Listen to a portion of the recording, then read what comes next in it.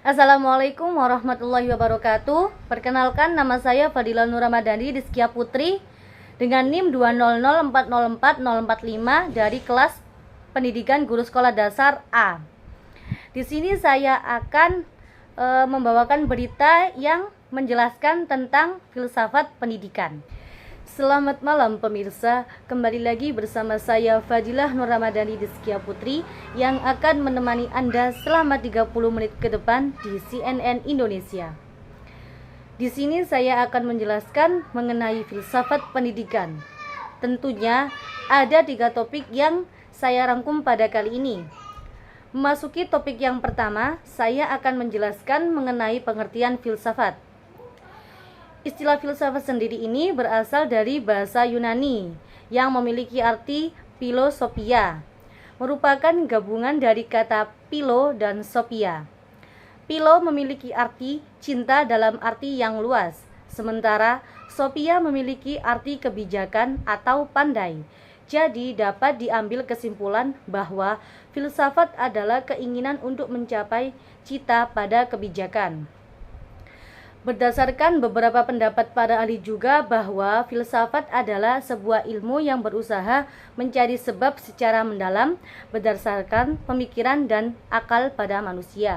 Selanjutnya, memasuki topik yang kedua, yaitu tentang tokoh-tokoh aliran filsafat beserta teorinya. Apakah pemirsa pernah mendengar tokoh-tokoh dalam aliran filsafat? Nah, yang pertama ada Socrates. Beliau sudah ada dari tahun 469 sampai 399 sebelum Masehi. Beliau merupakan seorang filosof dalam bidang moral yang terpandang setelah Thales pada zaman Yunani kuno. Socrates memahami bahwa filsafat itu sebagai pertimbangan diri yang bersifat reflektif atau perenungan terhadap asas-asas dari kehidupan yang adil dan bahagia. Berdasarkan pandangannya, dirinya tidak mempunyai niat untuk memaksakan orang lain agar mau menerima ajarannya. Justru, beliau mengutamakan supaya orang lain dapat menyampaikan pandangan mereka sendiri sehingga kemudian dapat timbul menjadi pandangan yang baru. Yang kedua, Aristoteles. Beliau hidup sejak 384 sampai 322 sebelum Masehi dan pernah menjadi murid terbaik dari Plato selama 20 tahun. Aristoteles ini senang melakukan perjalanan jauh ke berbagai tempat dan sempat menjadi guru dari Pangeran Alexander hingga dirinya menjadi Raja Alexander yang Agung. Aristoteles ini dikenal sebagai pemikir yang kritis dengan banyak melakukan penelitian dan selalu mengembangkan pengetahuan semasa hidupnya. Beliau paling banyak menaruh perhatian pada ilmu alami dan kedokteran. Yang ketiga yaitu Plato. Beliau yang hidup sejak 427 sampai 347 sebelum Masehi ini mengemukakan atas pendapatnya bahwa realitas yang paling mendasar atau ide.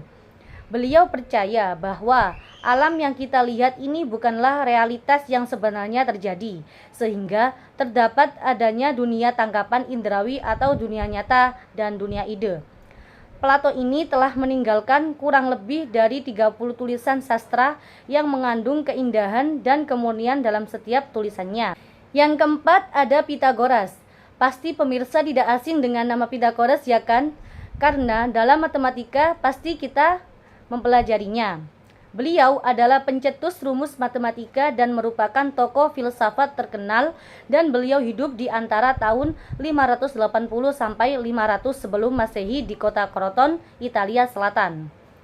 Selain menjadi tokoh filsafat yang berpandangan bahwa manusia harus melakukan pembersihan rohani supaya jiwanya dapat memperoleh kebahagiaan, beliau juga dikenal sebagai ahli matematika. Maka dari itu, beliau selalu mengajarkan kepada para muridnya bahwa segala sesuatu yang ada di dunia ini berasal dari bilangan. Yang kelima yaitu ada Thales. Beliau adalah tokoh filsafat yang berasal dari Miletus, Yunani kuno, dan diperkirakan telah hidup di antara tahun 624 sampai 548 sebelum Masehi. Beliau ini dianggap sebagai orang yang pertama berupaya mencari jawaban atas pertanyaan tentang asal dari segala benda yang ada di alam semesta ini. Beliau tinggal di setiap pulau dan setiap hari melihat lautan yang luas sehingga pandangannya tersebut dapat muncul. Beliau berpendapat bahwa asal segala yang ada di dunia ini adalah air. Air yang senantiasa bergerak itu dipandangnya sebagai asas dalam kehidupan manusia. Pandangan beliau memang benar adanya bukan, sebab memang manusia tidak dapat hidup tanpa menggunakan air. Dan tidak terasa kita berada di topik yang terakhir, yaitu manfaat mempelajari filsafat dalam pendidikan. Manfaatnya banyak sekali ketika kita mempelajari filsafat pendidikan, yaitu yang pertama, menjadi salah satu landasan dalam perkembangan ilmu pendidikan. Pendidikan sendiri itu tidak lain juga merupakan sebuah ilmu yang dapat terus berkembang seiring dengan berjalannya waktu.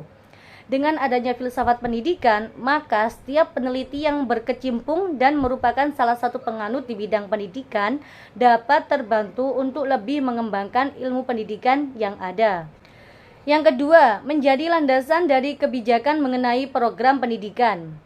Segala sesuatu yang diwajibkan dan juga merupakan hak warga negara pastinya harus diatur dalam sebuah undang-undang atau aturan tertentu. Peraturan mengenai pendidikan ini dibuat dengan menggunakan prinsip filsafat pendidikan.